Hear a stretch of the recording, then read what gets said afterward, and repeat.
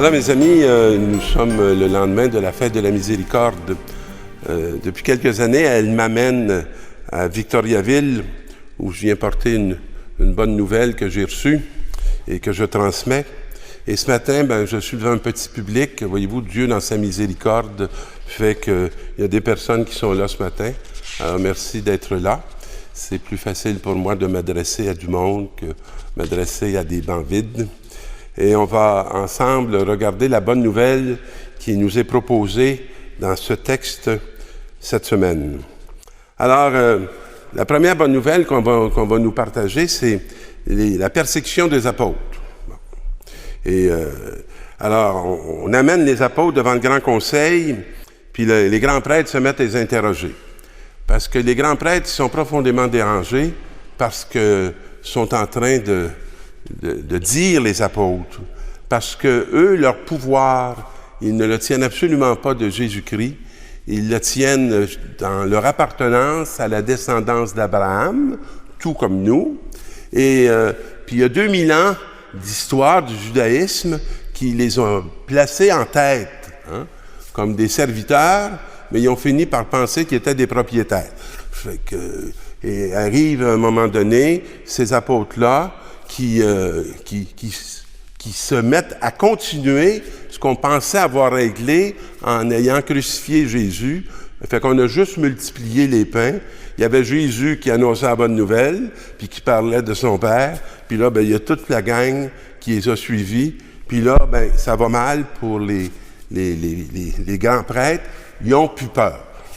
Tant aussi longtemps qu'ils ont eu peur, ils se sont cachés. Puis quand le ressuscité leur a donné son souffle, ils ont sorti sur les places publiques, puis ils se sont mis à parler de ça. Fait que là, on ne sait pas trop quoi faire avec eux autres. Alors, qu'est-ce qu'ils font? Nous vous avions formellement interdit d'enseigner le nom de cet homme-là. Vous avez pu en parler. Et vous remplissez maintenant Jérusalem de votre enseignement. Quelle bonne nouvelle! Ils ne sont pas arrêtés. Ils parlent avec assurance. Voulez-vous donc faire retomber sur nous le sang de cet homme? Fait que là, on est en train de jouer sur leur culpabilité. Alors, le Dieu de nos pères a ressuscité Jésus que vous aviez exécuté en le pendant au bois du supplice. Et là, ils ont tellement plus peur qu'ils leur disent la vérité. Ils sont en train de parler avec vérité aux grands prêtres. Vous l'avez exécuté, puis Dieu l'a ressuscité. Alors, arrêtez de faire les fous. Entrez dans bonne nouvelle. Alors, c'est lui que Dieu, par sa puissance, a élevé en faisant de lui le chef. Oh, mon Dieu! Ils ont vraiment peur. Il prend leur place. Je ne sais pas si ça vous est arrivé, vous autres, d'avoir peur de perdre votre place. Mais moi, je n'ai jamais peur de perdre ma place, j'en ai pas de place. La place, elle ne m'appartient pas, elle appartient à Dieu. La place, c'est la bonne nouvelle. Alors, tout ce qui concourt à annoncer la bonne nouvelle, ça ne me fait pas perdre ma place. Ça soutient cette bonne nouvelle que j'ai annoncée au nom de Jésus-Christ.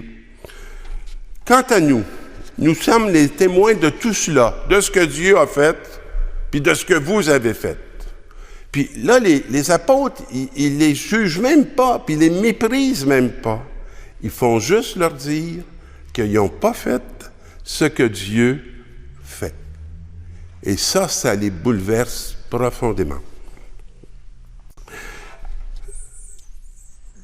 Avec l'Esprit Saint que Dieu nous a donné, nous obéissons à son appel que nous devenions ceux qui sont porteurs de la bonne nouvelle. Alors, et après les avoir fouettés, on leur interdit de parler au nom de Jésus, puis on les relâcha. Et là, c'est extraordinaire, mes amis. Ils ont tous fait ça. C'est complètement impuissant, parce qu'ils vont continuer. Ils n'ont plus peur. Parce que ce qu'ils ont annoncé est plus grand que le mal qu'on peut leur faire pour les arrêter. Alors, mais eux, en sortant du grand conseil, repartaient tout joyeux. Merveilleux, ça. On te fouette, puis là, tu repars joyeux. Hein? Nous autres, on nous dit un petit mot, puis ça nous met tout à l'envers. Ça, c'est triste. Mais d'être fouetté, puis de repartir tout joyeux, ça, là, c'est extraordinaire. Puis là, on voit toute l'action de Dieu dans la communauté naissante. Ils ont été jugés dignes de subir des humiliations pour le nom de Jésus. La deuxième parole va nous parler de l'agneau immolé. J'ai entendu la voix d'une multitude d'anges qui entouraient le trône, les vivants et les anciens. Ils étaient des millions. Hein? Donc, c'est une vue dans l'avenir, ça, hein, qu'il a là. Parce qu'elle commence, la communauté, est au début. Là. Il n'y a pas des millions. Mais là, il voit des millions. Puis ces millions-là disent, « Lui, l'agneau immolé, il est digne de recevoir puissance et richesse, sagesse et force, honneur, gloire et bénédiction. » Puis j'ai entendu l'acclamation de toutes les créatures du ciel. Il y a un lien entre le ciel et la terre. Savez-vous ça? Ça ne marche pas en parallèle. Ça marche en unisson. Hein? Puis il y a des choses là qui sont là. Hier, je me suis amusé. Moi, je m'amuse souvent avec les enfants qui viennent à la messe. Hein? Puis hier, je les ai invités à sortir avec moi en criant. J'ai dit, les enfants, venez me rejoindre, parce que, imaginez-vous, on a une bonne nouvelle à annoncer. Quand vous avez une bonne nouvelle, là, vous faites quoi avec ça, une bonne nouvelle? Bien, on va le dire aux autres. Puis on est pressé de le dire aux autres. Hein? Ouais, bien, nous autres, on a une bonne nouvelle. Là. Jésus est ressuscité. Fait que je dis, on va courir, là, puis on s'en va vers les portes, là, puis rendu en arrière, on dit, Jésus est ressuscité.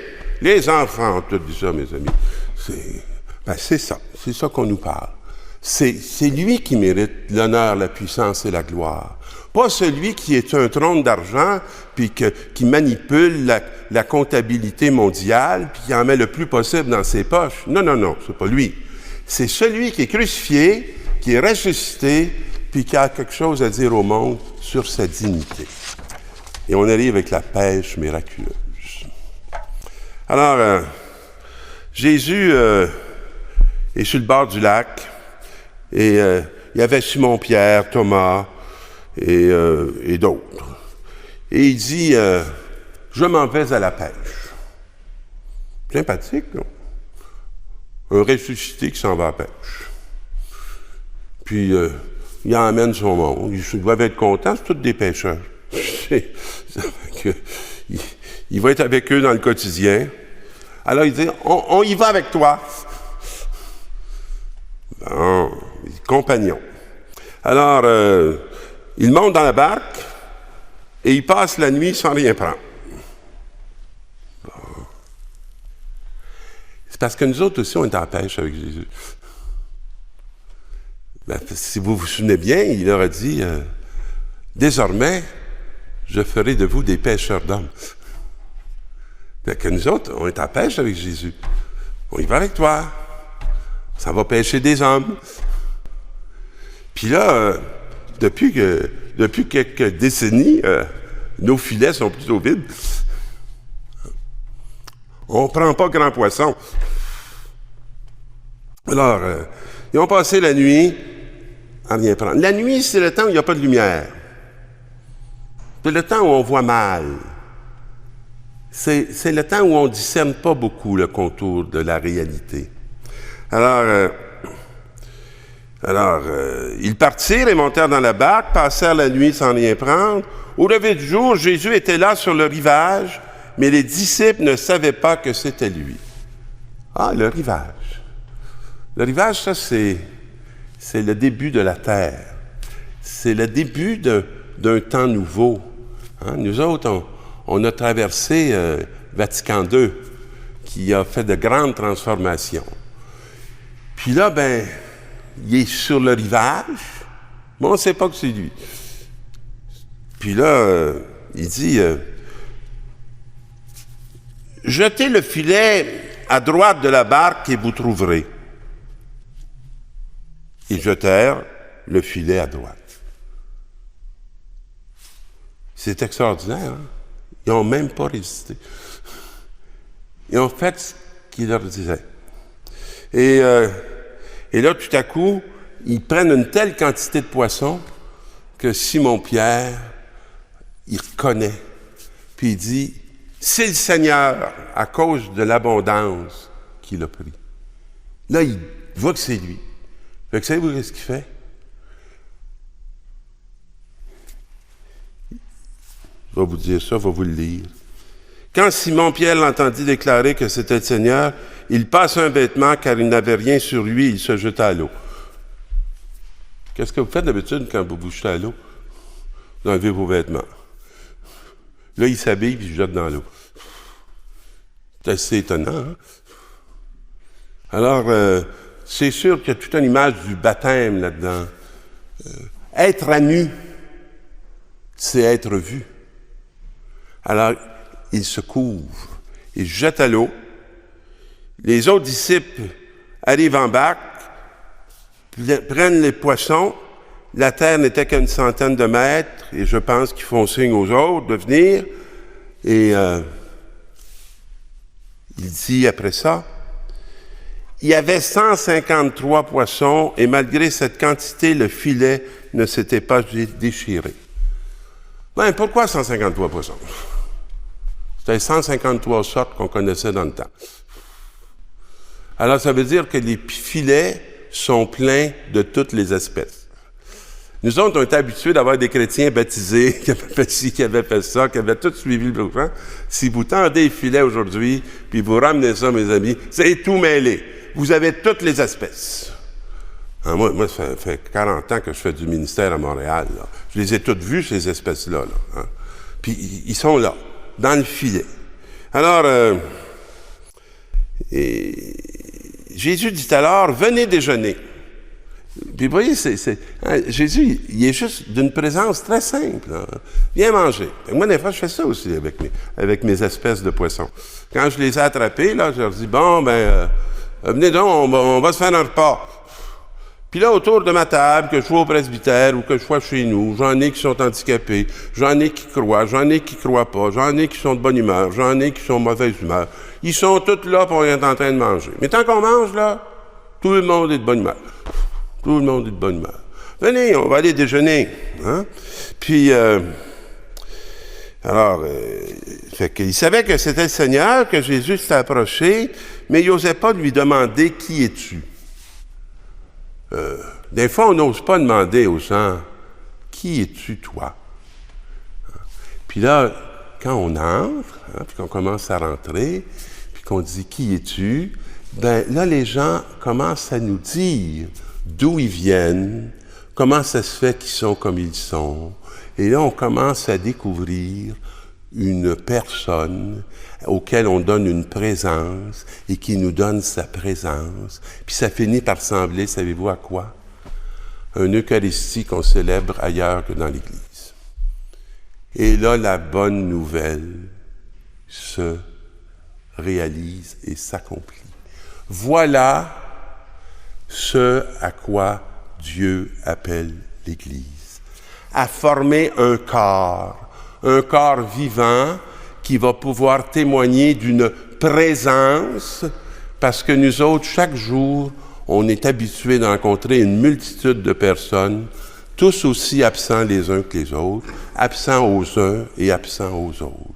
Mais tant qu'on se met à être présents les uns aux autres, on ressemble au corps du Christ qui vient au milieu de notre monde apporter sa lumière. On va demander au Seigneur qu'on puisse vivre cette mission dans la joie d'avoir été appelé, élu, puis que s'il y a quelques petites persécutions, on va les assumer parce que la joie est tellement grande de retrouver le Seigneur Jésus ressuscité. Bonne semaine, mes amis.